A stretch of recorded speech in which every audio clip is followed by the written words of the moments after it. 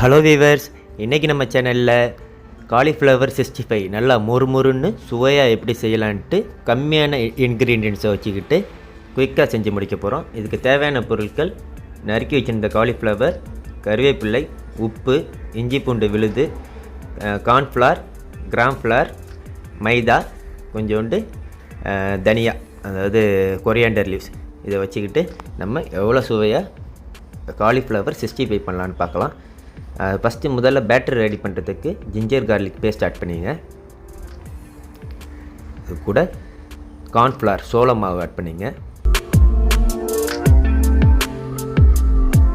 அப்புறம் plain flower add பண்ணிங்க. மைதா, அப்புறம் கடலை மாவு ஆட் பண்ணிங்க.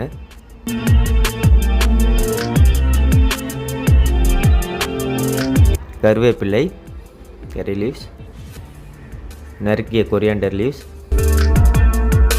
காலிஃப்ளவர்ஸ், தேவையான அளவுக்கு உப்பு,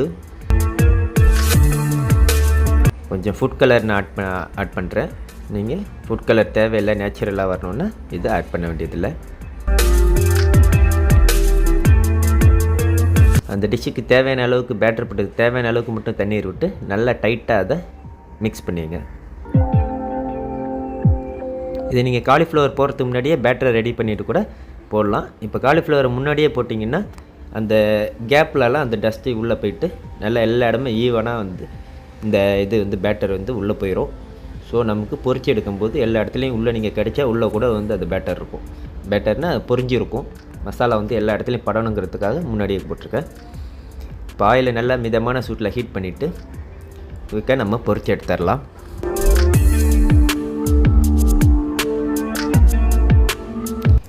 எண்ணெயை ஓவர் ஹீட்டாக வச்சுக்காதீங்க. மிதமான ஹீட்டில் வச்சுட்டு ஒரு 2 to 3 minutes அதை நல்லா குக் பண்ணி எடுங்க.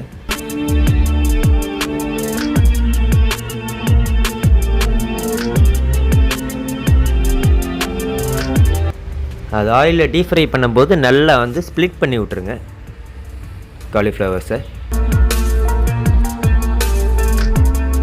ஸோ இப்போ நம்ம ஒரு 2 நிமிடம் குக் பண்ணியிருப்போம். நமக்கு ஆல்மோஸ்ட் காலிஃப்ளவர் மிதந்து வர ஆரம்பிச்சிருச்சு.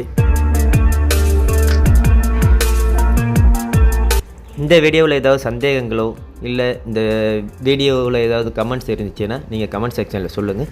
நான் அடுத்தடுத்த வீடியோவில் நான் சரி பண்ணிக்கிறேன். ப்ளஸ் உங்களுக்கு குக்கிங் சம்மந்தப்பட்ட ஏதாவது சந்தேகங்கள் இருந்தாலும் நீங்கள் வேறு ஏதாவது உங்களுக்கு புதுமையான ரெசிபி வேணும்னாலும் நீங்கள் தாராளமாக கேட்கலாம். நான் அடுத்தடுத்த வீடியோவில் அப்டேட் பண்ணி விட்றேன். ஸோ இப்போ நம்ம 2 minutes குக் பண்ணிட்டோம். 2 to 3 minutes குக் பண்ணிட்டோம். எல்லாம் மிதந்து மேலே வந்துடுச்சு. ஸோ நம்ம இப்போ வெளியில் எடுத்துகிட்டு ஹாட்டாக சர்வ் பண்ண வேண்டியதுதான். ஆயிலெலாம் ட்ரைன் ஆன உடனே நீங்கள் உடனே சர்வ் பண்ணுங்கள். இது உடனே சாப்பிட்லாம். ஒரு 5 minutesல இது குயிக்காக ரெடி பண்ணிடலாம். தேங்க்ஸ் ஃபார் வாட்சிங். Please subscribe this channel. நன்றி, வணக்கம்.